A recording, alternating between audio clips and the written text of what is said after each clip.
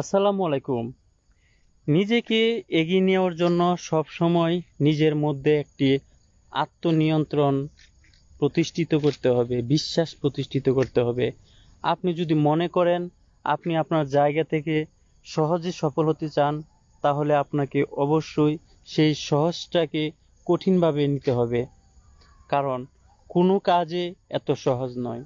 আপনি যে কাজেই হাত দিন না কেন, প্রথমেই মনে হবে যে সেই জায়গায় আপনি ব্যর্থতা হচ্ছেন। আসলে ব্যর্থতাই মানে আপনার শুরু। আপনি যখন নিজ থেকে চেষ্টা করবেন, দেখবেন আপনি আপনার জায়গা থেকে সফলতা অর্জন করতে পারবেন। একটা কথা মনে রাখবেন, পৃথিবীতে যত মানুষই সফলতা অর্জন করেছে, সবাই ব্যর্থতা থেকে শিক্ষা নিয়েই সফলতা অর্জন করেছে। সফলতা কখনো বলে আসবে না। আজকে আপনি শুরু করুন, আগামীকাল সেটার ফল পাবেন। শুরুটা আপনাকে করতেই হবে। শুরু না করে কেউ কোনো কিছু বিজয়ী হতে পারে না। বিজয়ের মালা যদি পরতে চান, তাহলে ফার্স্ট স্টেপ আপনাকে এগিয়ে যেতে হবে।